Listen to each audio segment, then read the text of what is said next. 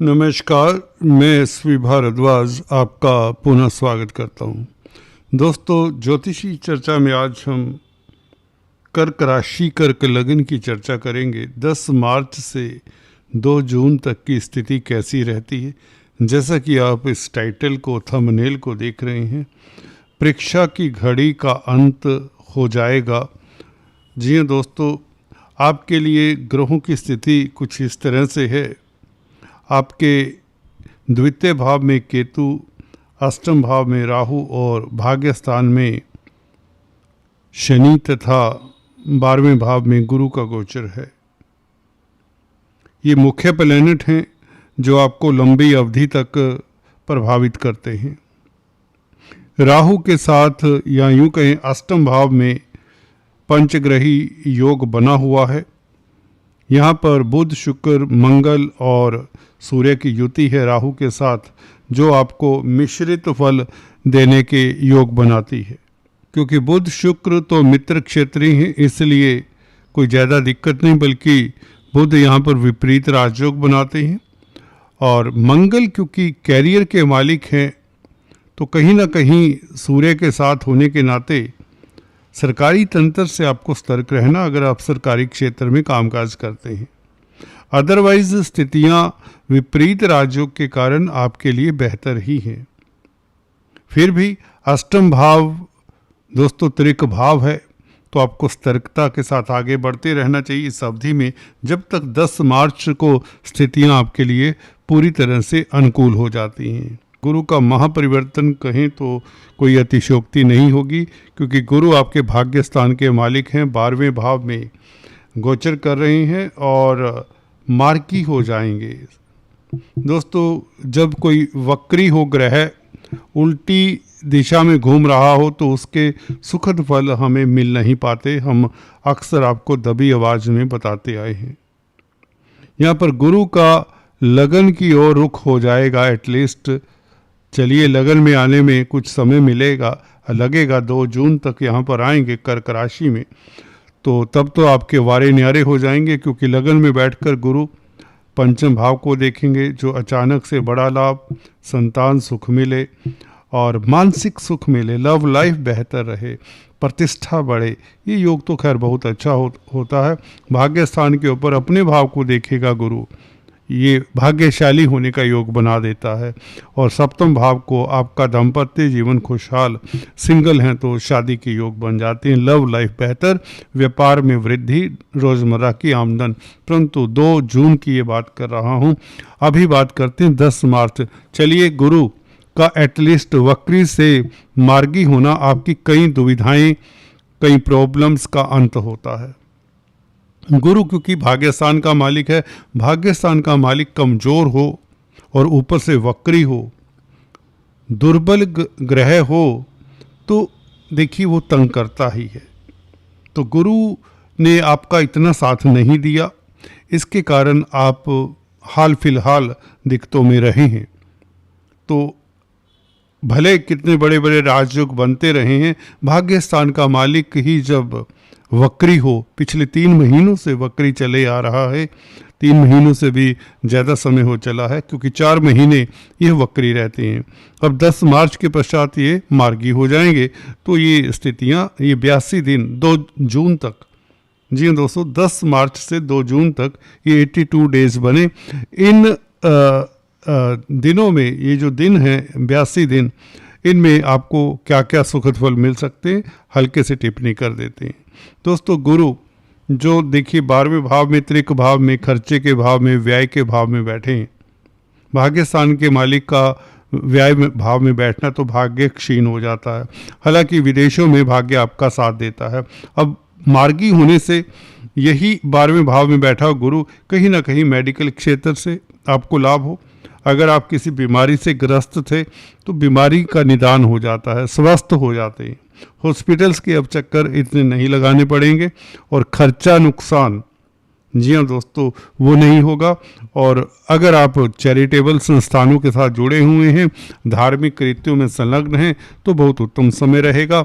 अगर एनजीओज़ के साथ हैं, अनाथालयों के साथ कामकाज करते हैं, तो गुरु का मार्गी होना आपको प्रतिष्ठा भी देता है।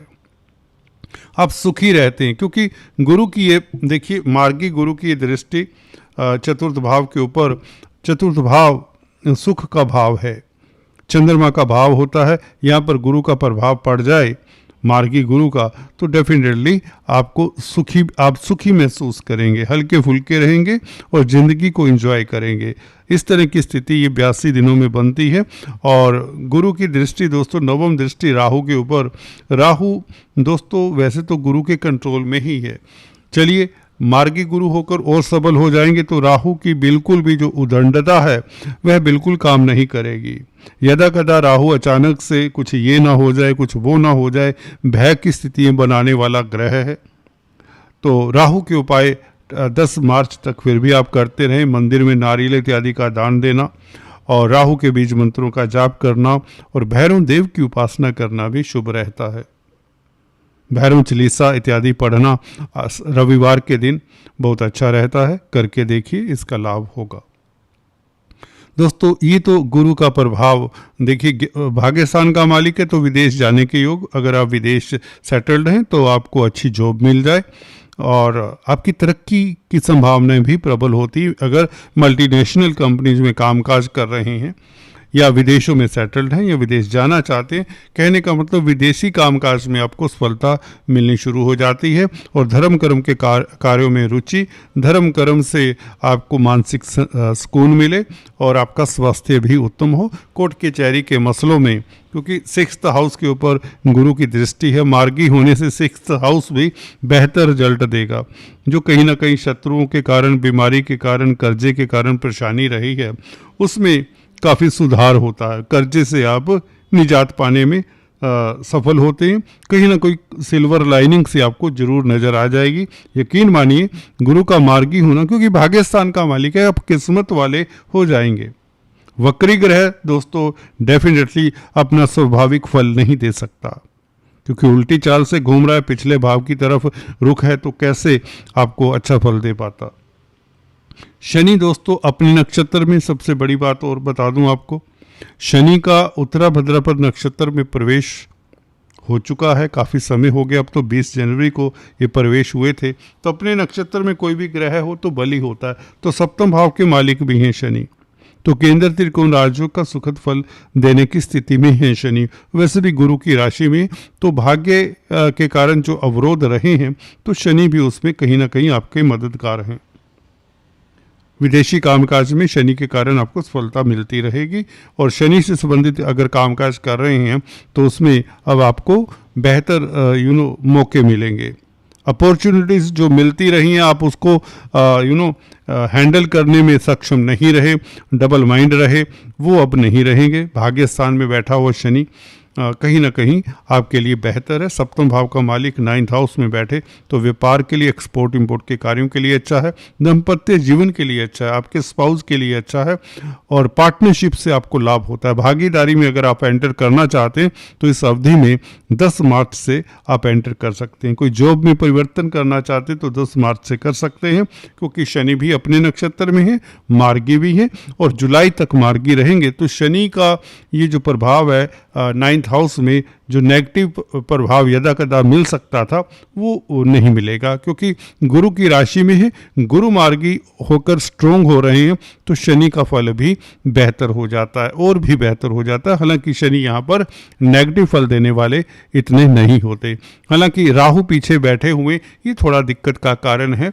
देखिए एक सूत्र होता है, किसी भाव से 12वें भाव में अगर कोई अशुभ ग्रह बैठा हो, निर्बल ग्रह बैठा हो तो अगले वाले भाव का फल अच्छा नहीं मिलता। जैसे कि 9th हाउस के पिछले भाव में राहु बैठा है जो कि अशुभ ग्रह है, नैसर्गिक तौर से यह अशुभता देने वाला है, तो ये 9th हाउस को प्रभावित करता है, क्योंकि उसे नेक्स्ट जो भाव है वह 9th हाउस है राहु से नेक्स्ट।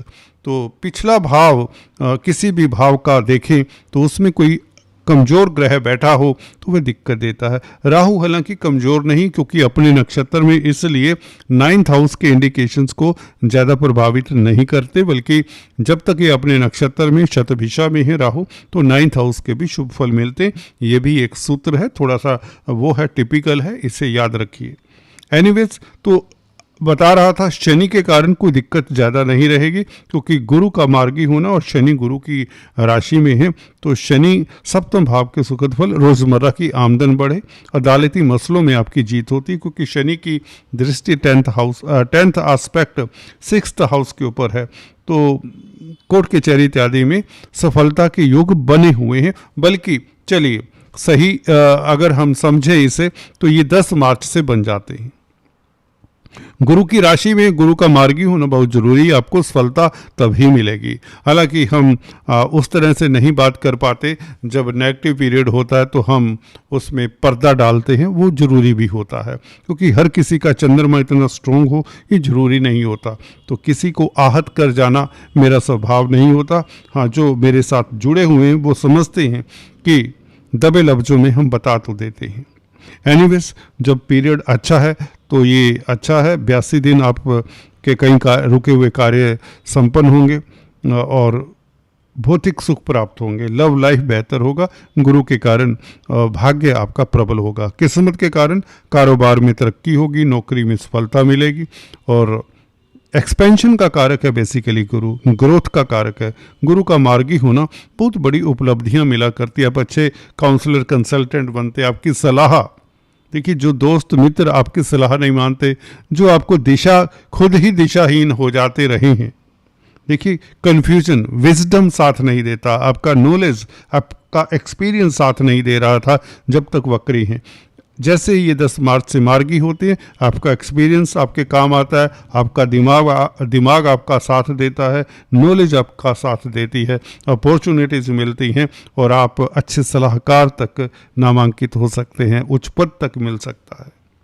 तो कुल मिलाकर ये गुरु का गोचर भी अच्छा है, क्योंकि एक तो अपने नक्षत्र में है, पुनर्वसु नक्षत्र में, दूसरा मार्गी हो जाएंगे, तो इसलिए विदेशों से सफलता और स्वास्थ्य उत्तम रहेगा और कहीं ना कहीं मानसिक संतोष मिलता है।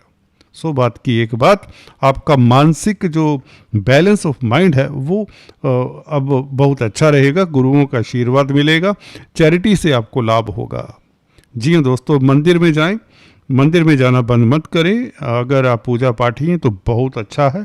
और 10 मार्च के पश्चात और भी उत्तम स्थितियां हो जाती हैं।